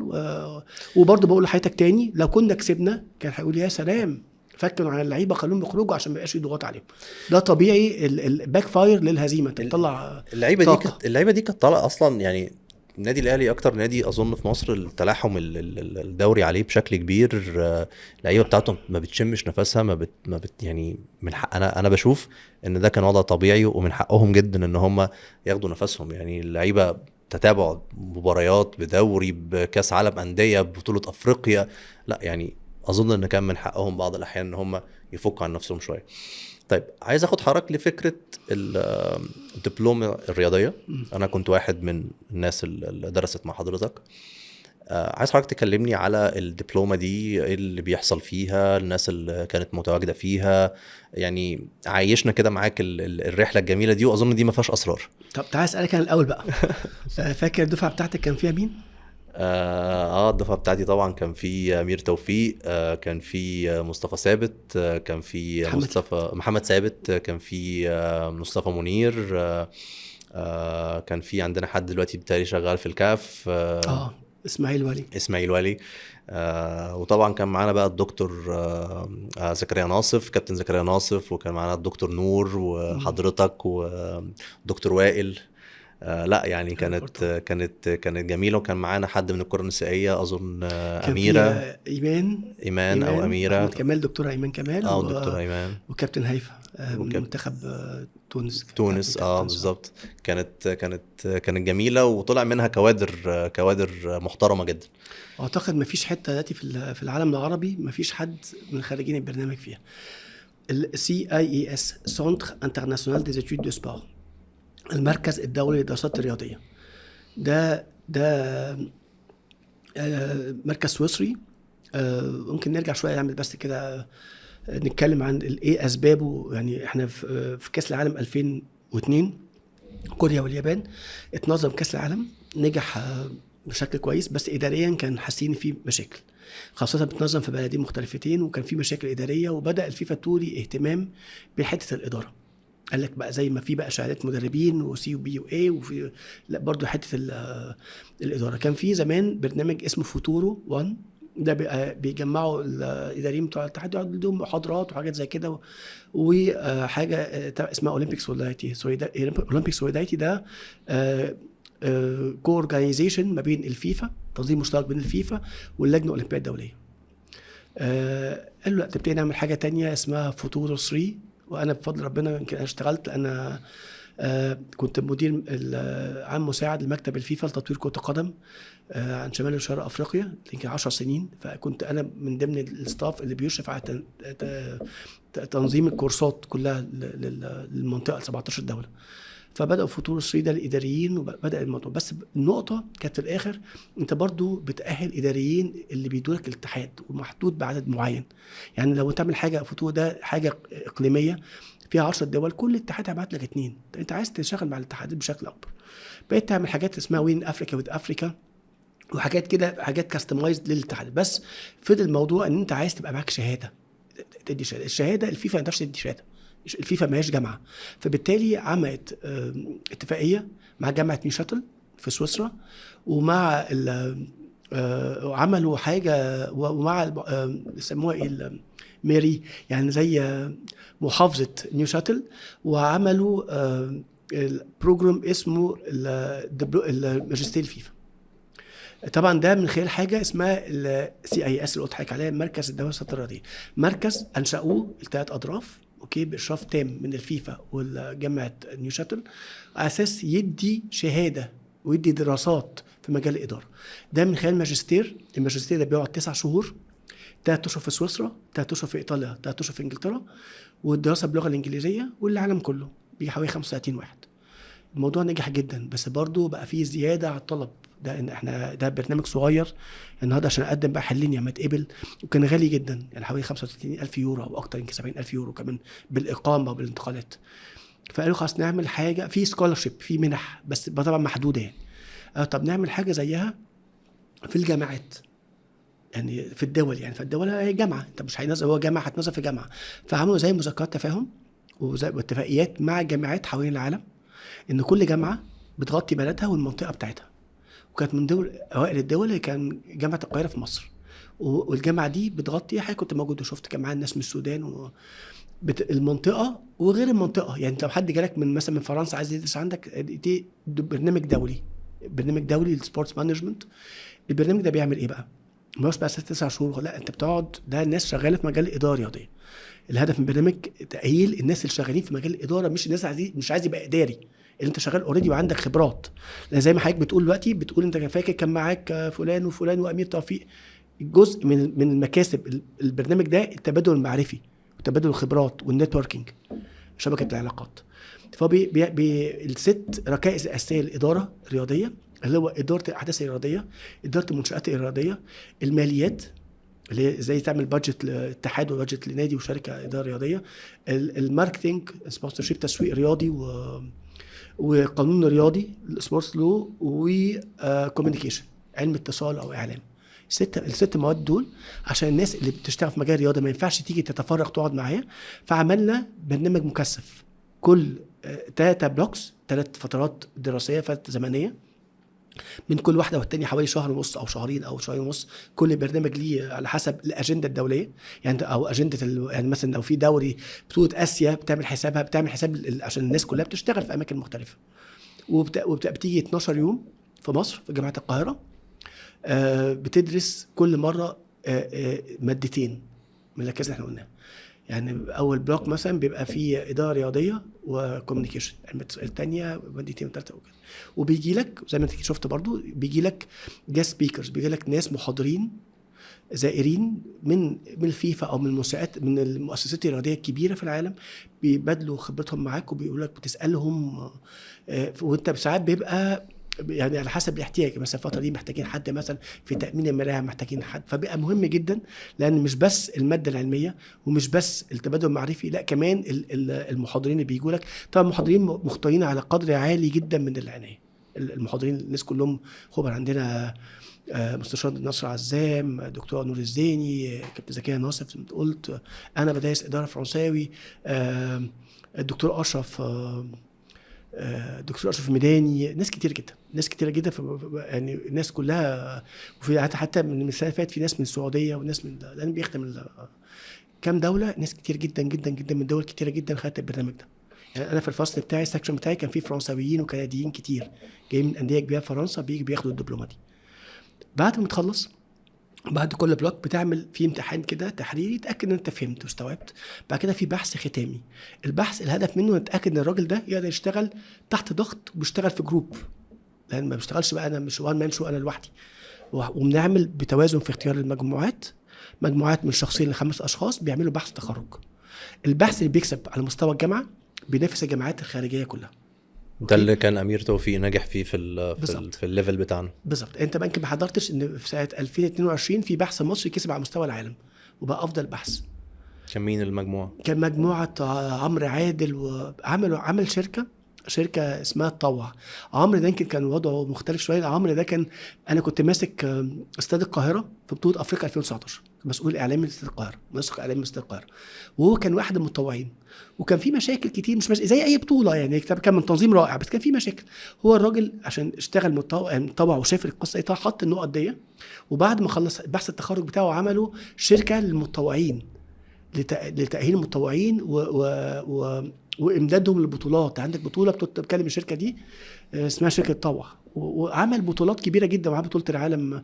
انا من ضمن ما قدمت حاجات كتيره، يمكن حاجه ما قلتلهاش لان قلت يمكن ملهاش يعني مش موضوع حلقتنا، ان انا رئيس الاتحاد المصري رياضه الدوج بول.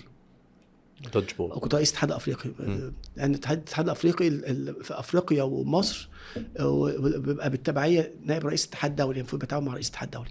فاحنا نظمنا كاس العالم في الدوج بول، وعمرو جاب التيم بتاعه نظم على اعلى مستوى. عشان ما بس نبعدش عن الحته قلناها، البحث اللي بيكسب بيتم دعوته من قبل CIS، بيروح سويسرا، بيعرض ده قدام رئيس الاتحاد الدولي البحث بتاعه، وبيتم بقى بيزور بقى المنشآت الرياضيه هناك، ويزور الفيفا يعني بياخدوه يدلعوه بقى يشوفوا الحاجات وطبعا بيتحط بقى ان يعني في تاريخ بقى البرنامج ان فيه بحث مصر. احنا حققناها مره واحده الحمد لله. في اسماء بارزه جدا دخلت الدبلومه دي ونجحت. عايز حضرتك تسرد لي كده ابرز الشخصيات اللي دخلت. انا خايف اقول انسى حد. لا يعني اكيد في شخصيات يعني علمت يعني اول حاجه الامير حمد بتاع قطر، لو كان في رئيس لجنه منظمه كاس العالم، ده كانت النسخه الثانيه كان موجود. مستشار نصر عزام واستاذ طه ضياء، واستاذ طه ضياء برضه بيدرس ماده الاحداث الرياضيه، اداره الاحداث الرياضيه، وده برضو كان صاحب البحث كسب على مستوى العالم. ده لا اسف، ده كان خد منحه فيفا ماستر. انا نسيت اقول الحته دي، ان كل سنه ممكن يبقى في منح بتوزع على الجامعات على حسب مسابقه بتقدم لها، ولو انت كسبت بتقدم في الفيفا ماستر، بتاخدها مجانيه او شبه مجانيه. كويس جدا. فطه دكتور طه ضياء من ضمن الناس، كان اول واحد يطلع من جامعه القاهره. ويطلع طار المدير التنفيذي الاسبق لاتحاد الكوره، طبعا امير توفيق، كابتن زكريا ناصف، كابتن خالد بيبو، كابتن وليد سليمان من النادي الاهلي، مش عايز ناس كتير من نادي الزمالك. كان في ناس كتيره جدا من نادي الزمالك ومن النادي المصري السنه اللي فاتت، اعضاء مجلس اداره. انا مش عايز اقول حد عشان ما انساش حد باسمه، يعني هو ناس كتيره جدا على جميع الانديه يعني رئيس نادي بيراميدز ممدوح عيد كان خارجي البرنامج برضه. فهي كوادر الاداريه في معظم. محمد عادل طبعا، محمد عادل صديق، محمد كان في نادي الماريا اسباني. ومش بس في مصر، وفي السعوديه وفي الامارات وفي قطر وفي نيجيريا وفي كينيا يعني عندنا في كل حته في حد، ما فيش حته بنروحها في وزاره شباب ورياضه، ناس كتير جدا في وزاره شباب ورياضه. يعني اعتقد مساعدين الوزير ناس كتير جدا منهم، يعني عدد كبير منهم خد البروجرام. انا مش عايز انسى حد. وفي الالعاب تانية، والباسكت والهاندبول والفولي طيب خلينا ناخد منك ده ونتكلم على فكره الحدث اللي بيحصل في مصر دلوقتي، فكره المدير الرياضي.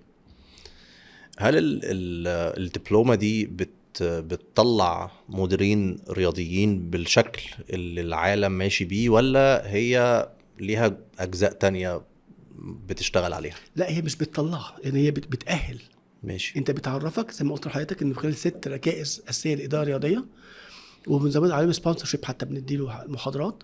ده بنأهلك انك تبقى مدير رياضي كفء، عارف كل الابعاد الرياضيه وعارف كل المجالات. عبد الظاهر السقا كمان برضه يعني برضه كان هو مسك في مودرن هو مدير رياضي دلوقتي موجود في مودرن. فاحنا بنأهلك، لكن مش مفيش حاجه اسمها تاخد شهاده تبقى انت مدير رياضي. طبعا ده في الاخر اختيار النادي وفي سمات شخصيه زي ما احنا قلنا على المترجم. يعني احنا بنديك الماده النوليدج، المعرفه، العلم، لكن يفضل السمات الشخصيه والكاريزما وتقلك الفني وتقلك الاداري وشخصيتك مع اللعيبه. في حاجات كتير، عناصر كتيره جدا مش هتدرسها في الجامعه، لازم يكون عندك. بس الحته بقى النو هاو دي هنعرف نقول لك عليها. الحته الاداريه ممكن نساعدك فيها، وان كان برضه زي ما قلت لحضرتك ان كلهم بيجوا عندهم فكر، كلهم جايين اصلا من مجال الرياضه، احنا ما بنقبلش حد. انتوا لسه بتعملوا انترفيو قبل احنا ما الانترفيو شهر 10 ان شاء الله. في لسه الباب التقديم مفتوح، وقلنا عربي فرنساوي وانجليزي. وللاسف بنعمل يعني مضطرين مقيدين بعدد معين، فبنعمل انترفيوهات وبنستبعد ناس ساعات بيكونوا كويسين بس غصب عننا، انت عندك عدد معين فتاخد بيست اوف ذا بيست، بتاخد افضل الكويسين. انا مش هقدر اقول اسماء، بس انا فاكر في الدوره بتاعتنا كان في اسماء كبيره جدا كانت مقدمه وما اتقبلتش، بس يعني انا برضو مش هقول الافيلابيلتي، يعني انت تبقى متاح ولا لا، يعني ممكن تاخدها وانت بقى حد كويس جدا، بس انا شايف ان الراجل مشغول وعنده بطوله افريقيا، هتيجي ازاي؟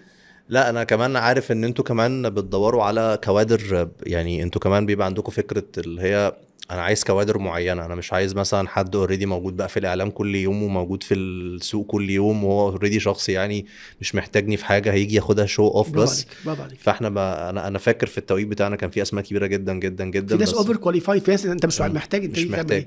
احنا ما نديش ورقه، ما نديش شهاده، انت مش محتاج الشهاده دي، انت مش محتاج الماده العلميه، سيب المكان ده لغيرك يتعلم ويستفاد. يعني في ناس فعلا كتيره فضلهم من مصر ومن دول تانية، يعني انت جاي تعمل ايه؟ ما بتسببلكش واحد مشكله جاي انت جاي تعمل ايه؟ ما بتسببلكش مشكله ان اسماء كبيره مثلا ليها علاقه بالرياضه في مصر ان هي تكون عايزه تاخد الدبلومه دي وحضرتك؟ في ناس بتزعل، بس ما بتزعلش مني انا في الاخر برضو زي ما اداه في النادي الاهلي، انا اداه، انا راجل عندي كرايتيريا معينه وبنفذها، عندي معايير معينه للاختيار، وبنيجي نعمل انترفيو، والانترفيو النهائي هو في 3 مراحل. اول مرحله فلتره اولانيه، لما بيجي لك الابلكيشن بتيجي بتقرا وبنقعد مع بعض، لا ده صعب، ده مش موجود، ده لازم يكون عندك فكره. ما يجيش واحد مثلا شغال بانكر، شغال في بنك ونفسه يبقى اداري فبقدم، طب انت هتضيف ايه يعني تو ذا تيبل زي ما بيقولوا، هتضيف ايه للمائده؟ ما عندكش حاجه تضيفها لزمايلك، ما انت هتبقى قاعد جنب حد مؤهل. تاني حاجه الوقت. تالت حاجه المكتوب في السي في، يعني في ناس بتكتب حاجات، يعني واخد دكتوراه في الاداره، انت جاي تعمل ايه طيب؟ بعد كده بتعمل بقى مقابلات شخصيه اولانيه، بيكون لجان منفصله، بيكون انا فيها والدكتور محمد قطب مدير البرنامج والناس والدكتور اسلام والناس القائمين على البرنامج. لسه في حد بيجي من سويسرا برضو يكون موجود؟ ده فيس 2. في فيس 3 بقى الثالثه، مرحله الثالثه يعني بعد دي برضو بنصفي ناس. الاخيره دي بقى لجنه ثلاثيه، انا وفي بروفيسور جولبرغ، دي اللي هي المنسقه الاكاديميه بتاعت العالم كله، دي من تركيا، وانا والدكتور محمد قطب، يعني احنا 3 وبنعمل الاختيارات. وبرضو من خلال يعني عندك زي تشيك ليست، ده عنده لا ما عندوش، بنختار بمنتهى الشفافيه. فكر بقى نجيلك تليفون، ده انا عندي ابن اختي والله كويس، ما بتقدرش تساعد فيها، لان في الاخر زي الكوره، انت لو خدت لعيب ما عارفش يلعب، مش عارف يلعب في فريق، في الاخر بنكمل مع بعض ونشوف. بيقع منك بعض الناس مثلا يقول لك انا هبقى فاضي، ويطلع له مثلا عنده بطوله يسافر، ما بنستبعده. طيب لو هناخد من ده ونشوف اللاعبين الدوري المصري في الوقت الحالي، بتشوف مين من الشخصيات، بوضع انك طبعا متابع اكيد، مؤهل ان هو يكون موجود معاك في الدبلومة، ياخد الدبلومة، يحصل على الدبلومة، وممكن يكون كادر رياضي بشكل كبير من لعيبه الدوري المصري؟ لان انا عايز اخد معاك اللاعبين، لان انا عايز اخد معاك الفكره بتاعه السايكولوجي بتاعه لعيب الكوره، لان انا مهتم ومهتمين احنا هنا في البودكاست بالفكره دي، فكره السايكولوجي الرياضي، اللي هي الحاجه اللي بنشوف ان الناس يعني بتبعد عنها، بتفكر ان يعني السايكولوجي ده ان انت في عندك حاجه او في خلل ما او الكلام ده كله، الا ان هي في العالم كله موجودة بشكل كبير، على انها حاجة من الحاجات الاساسية اللي موجودة في كل الاماكن، مش الكورة بس، مش الرياضة بس، انما في مؤسسات كتير في كل حتة بتلاقي السايكولوجي ده موجود. مين الفرق بين فرقة كبيرة وفرقة صغيرة؟ الفرقة بترجع بلس 90 دي حتة النفسية عندها متزنة وثابتة وقوية. معظم الفرق الكبيرة كده على فكرة في مصر، يعني بدون استثناء، يعني معظم الفرق الكبيرة اللي بتنافس حتة السايكولوجي عندها قوية. عندهم في فرق كتير عندهم مؤهل نفسي، ولا الكوتش بيقعد يتكلم معاهم. في فترات النادي الاهلي كان في سايكولوجي موجود في النادي الاهلي؟ انا دلوقتي ما اعرفش. لا في الفترات بتاعت حضرتك ما كانش فيها. انا ماشي من زمان، انا ماشي من 2022. لا ال4 سنين او ال5 سنين اللي حضرتك قعدتهم كمترجم في الجهاز الفني، لا ما كانش لسه الموضوع بقى كده، ما كانش ظاهر، يعني ما كانش ظاهر كده. كنت بتحس ان لا مطلوب، بما ان حضرتك طبعا ثقافه كبيره وبتسافر الانديه الكبيره دي، اللعيبه مش طالبه، مش محتاجه قوي لده، يعني الانديه الكبيره دي في بعض اللعيبه بمنتهى الصراحه يعني في لعيبه بتيجي يعني أندية انا مش كبيرة. عايزك تبقى سياسي قوي كده يا دكتور. لا يعني بص، في انديه بصراحه بنتكلم بصراحه، وده حاجه ما بتتخباش يعني. في انديه في لعيبه بتجيلك مكسره الدنيا بره والتيشيرت تقيل عليه. فده طبيعي بيحصل كده. ده مثلا بتلاقي هداف بره بيجي لك عندك الدنيا ما بتمشيش احسن حاجه. فده برضو اعتقد الجزء النفسي مهم، بتأهله نفسيا مره واحده بعد ما كان بيلعب في نادي صغير او جاي افريقيا بيلعب في نادي صغير وجاء نفسه بقى بيلعب قدام مدرجات مليانه واللعيبه بتهتف باسمه. دي محتاجه تأهيل. في ناس قويه في الحته دي مش فارقه معاها، في ناس بالنسبه لها ما عندهاش مشكله يعني. الحته النفسيه عندها يعني مؤهل يعني حته يعني عنده ثبات انفعالي وما بيتخضش في ناس كده. لكن حكايه مين يعمل دبلومه الفيفا اعتقد مين يصلح. اللعيبه كلها الاستثناء هو اللي مين ما يصلحش، لكن معظم اللعيبه في الاهلي والزمالك وبيراميدز. لا يعني مثلا عايزك تختار لي 3 اسماء من الدوري المصري مثلا، اللعيبه دي انا بشوف ان هم ممكن يكونوا فعلا اداريين بشكل كبير، ناس انت اتعاملت معاهم. انت انا كنت بقول كابتن وليد سليمان وحصل. كابتن وليد سليمان من وقت ما هو كان لعيب شخصيه. كابتن وليد سليمان وقته كان ايوه، وفعلا زي ما توقعت يعني. وعمل البرنامج، عمل ده وعمل بتاع برشلونه. واحد بيحب العلم وبيتعلم، والناس دي كانت بتحضر وبتقعد. انت شفت هناك الحضور ما فيهوش هزار، وبترفع ايديها نجم قاعد. يعني اقول لك على حاجه، ابو تريكه جه حضر فتره بس ما كملش البروجرام. كانت الجامعه بتتقفل، فاكر كانت الجامعه بتيجي تقف، ما اعرفش لا النسخه اللي قبل منك السنه اللي قبل منك كان الجامعه بتتقفل والامن بيجي من كتر من الناس بيجي عايز يصور معاه وبيقعد وبيرفع ايده من فضلك ممكن اجاوب. فاللي عنده من الناس من عندها من التواضع او الاتزان النفسي ان ممكن تقبل ان هو اجي ابقى طالب وابقى دارس، بلاش كلمه طالب، ابقى بدرس اقعد زي ناس تانية واتعلم وانا لسه محتاج علم. دي كلها دي مؤشرات نجاح كبيره يعني. كابتن ويسي بنفس القصه، وخالد بيبو كان نفس القصه. كابتن خالد بيبو كان بييجوا ويقعدوا، كان عنده كابتن خالد بيبو وقتها كان ماسك قطاع الناشئين في النادي الاهلي، كان بيجي وعنده ماتشات مهمه ويجي يقعد ويرفع ايده ويقوم يرد ويجاوب وبيتكلم. ناس كتير اسامي مش عايز انسى حد، ناس كتيره جدا. كابتن عبد الحلواني ماسك اكاديميه النادي الاهلي كان السنه اللي فاتت. كابتن حسن الشامي ده واحد عبقري، ده كان ماسك كان في النادي المقاولين وعمل طفره فيه، والنهارده يعني احد اهم الكوادر. يمكن الراجل ده حتى مش واخد حقه، كابتن حسن الشامي. يعني وفي ناس كتيره جدا كويسه يعني. برضو من اعضاء مجلس الاداره كان في الدكتوره دينا رفاعي، دكتوره وعضو دينا رفاعي اللي هي عضو مجلس الاداره الاسبق، كانت ماسكه ملف القوى النسائيه في اتحاد الكوره. انت محتاجه ايه؟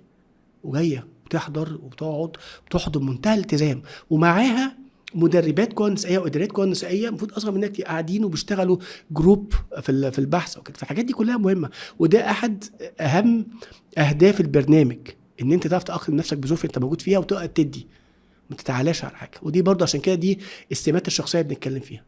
لعيبه الاهلي والزمالك معظمهم بيعملوا ده، وبيراميدز ومقاولين. طب ده اللي عدى، اللي موجود دلوقتي على ارض الواقع انا ما اقدرش اقول مين.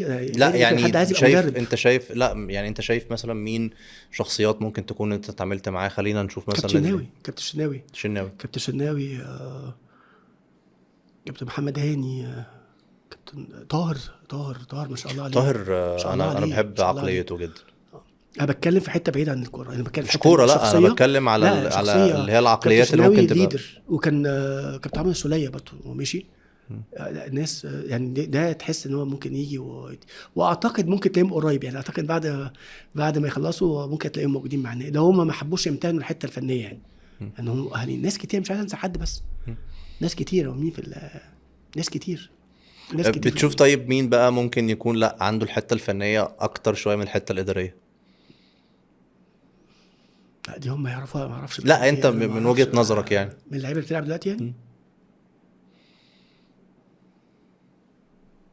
مش عارف والله ما عارف. مش عايز اقول بس حاجه ما فيش حاجه هتتاخد عليك. لا مش هتتاخد، ما بقولش حاجه غلط، بس النقطه مش ما اقدرش اقول ده هيبقى مدرب كويس. لا يعني بتشوف العقليه كعقليه ممكن مثلا يعني مثلا ممكن السولية ممكن يبقى اداري، شناوي ممكن يبقى اداري كويس، محمد هاني ممكن يبقى اداري كويس. طيب وليد سليمان ممكن يبقى اداري وفني كويس.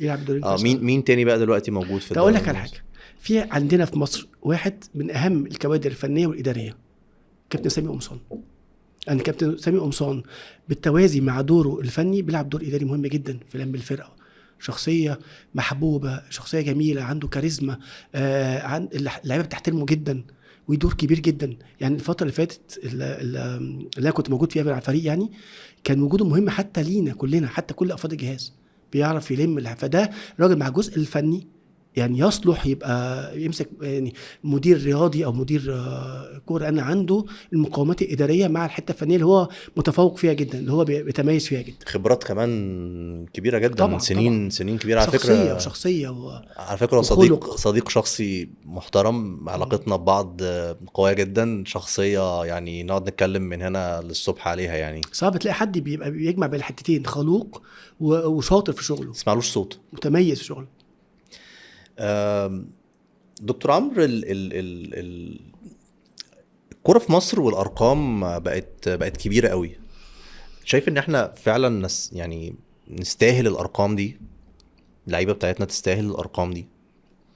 والله هو عرض وطلب، هو سوق عرض وطلب. يعني احنا عرفنا حصل فتره كده بعض الاحداث حصلت فرفعت اسعار اللعيبه، ده عرض وطلب يعني زي اي حاجه في الدنيا. يعني هو ده السوق ساعات بتحس الاسعار مبالغ فيها طبعا قياسا بره، بس هو السوق كده يعني. تفتكر ان احنا ممكن دوري يكون دوري مصدر ولا مستورد؟ يعني احنا المفروض نصدر لعيبه ولا نستورد لعيبه؟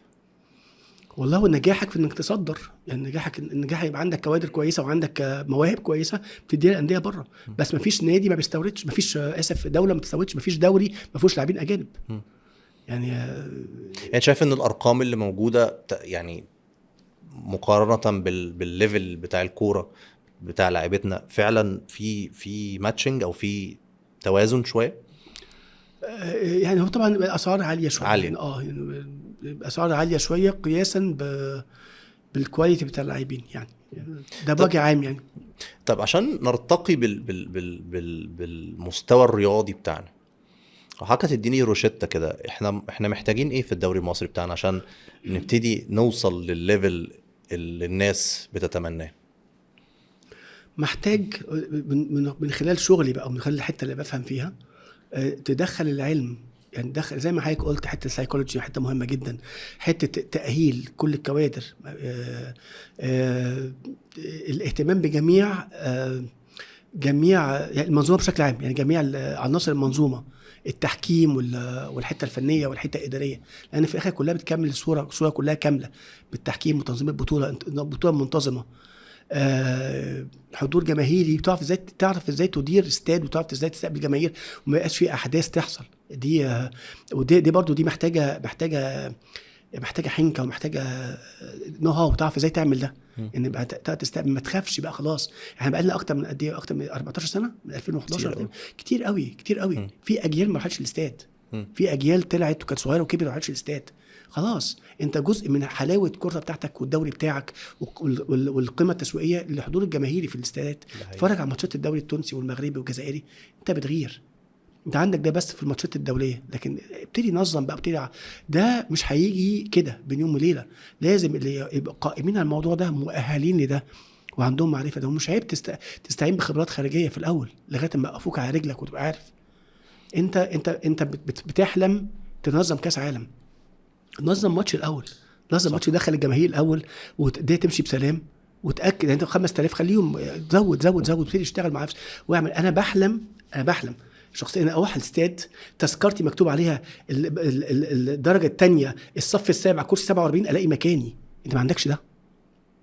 دي حاجات تنظيميه بحته وعندنا اللي يقدر يعملها عندنا، بس هي يعني هتيجي بس اتس تايم بقى، يلا يعني دلوقتي اعمل ده، خلي الفرقه تلعب وجماهيرها ماليه مدرجاتها، تحسسها بقوه فريقها، الفرقه الجماهيريه الكبيره، وساعتها حاجات كتير جدا هتتغير حتى في نتائج الفرق وفي الدوافع عند اللاعبين وعن كل حاجه.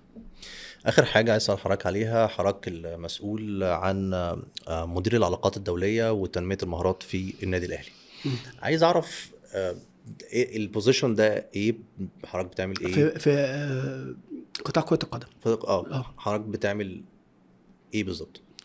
علاقات دوليه، مراسلات وحاجات زي كده، ودي انا موجود فيها. بس النقطه الاهم وهي الجديده هي تنميه المهارات. ما هو ده اللي انا تنميه المهارات، يعني ان كادر النادي الاهلي يبقى مؤهل انه يمثل النادي الاهلي او يبقى صوره النادي الاهلي. ان لاعب النادي الاهلي او اداري النادي الاهلي او حتى مدرب النادي الاهلي يبقى شكل النادي الاهلي، يبقى مؤهل، يبقى جدير ان يحمل اسم النادي الاهلي. احنا يمكن عملنا حتى مشروع من حوالي سنه وشويه بدأناه، ان عملنا دورات لغه انجليزيه لكل اداريين قطاع الناشئين. التعامل مع قطاع الناشئين اسهل من الفريق الاول، لان الفريق الاول على طول في دوامه زي ما حضرتك تفضلت وقلت في الاول، احنا مفيش وقت، على طول ماتش في ماتش في ماتش، فانك تعمل بروجكت عليه بتحتاج وقت الاول، او بتنجح حته بعد كده ممكن بتخش عليه. الاداريين النهارده قطاع الناشئين النادي الاهلي بيتكلموا انجليزي كويس جدا بطلاقه، بعد كده خطوه جايه بقى لغه فرنسيه، بقى الاداري بيطلع اي حته بيتكلم انجليزي بيتكلم فرنساوي، نجيب لهم ناس محاضرين من الاتحاد الافريقي يتكلموا معاهم في الماتشات، لما تطلع بقى تعمل ايه المفروض تعمله، ايه لو عندك مشكله بشكل معين تعمل معاها ازاي، بتاهله يبقى مؤهل، يبقى اداري مختلف، مش مجرد واحد بس اداري. وبعد كده في نفس الموضوع مع اللاعبين، وقمنا بالفعل كورسات ودورات لبعض اللاعبين، بس في المرحله الاولى عمل لها تحت بالطلب، يعني انت محتاج بتيجي تطلب، ما كانش فيها نوع من انواع الالزام، لان طبعا اجنده الماتشات مليانه فما ينفعش. بس دي يعني دي فيز جايه ان شاء الله، مرحله جايه ان هيبقى في دورات هتعملوها كمان للعيبه بقى وكده لغايه طبعا نبقى الناشئين، الناشئ ده هو اللي بيطلع، ده اللي لو اتربى بالفكر ده بالثقافه دي هيطلع هيبقى كادر، تأهله ازاي تعمل، ازاي يتعامل مع الاعلام، وازاي يتعامل مع عقده، حاجات بيطلعوا حتى بيطلع بره بقى عارف، يبقى متزن، يبقى بشكل يليق نقول الراجل ده جاي من النادي الاهلي او احد لاعبين الناشئين النادي الاهلي. انا استفدت من حضرتك النهارده كتير جدا، واستمتعت معاك بشكل يعني رائع جدا. عايز قبل ما انهي معاك حضرتك تقول لي جمله او حكمه او حاجه حضرتك يعني عايش بيها او بتقولها دايما لنفسك، ممكن نسيبها هنا في الكتاب ده معايا، تبقى من حضرتك، تقول لي ايه؟ انا دايما بقول، يعني دايما بعمل ان الله يضيع اجر من احسن عملها. اعمل اللي عليك في اي حاجه، لعيب، اداري، مدرب، اي حاجه، طالب، اعمل اللي عليك وربنا اكيد مش هيضيع مجهودك. تجتهد وتدي وتدي تبذل قصارى جهدك، واكيد ربنا بيجازيك في الاخر وبيديك على قد تعبك. دكتور عمرو، اتشرفت جدا بيك. شكرا يا استاذ كريم، بشكل عام. شكرا. ميرسي.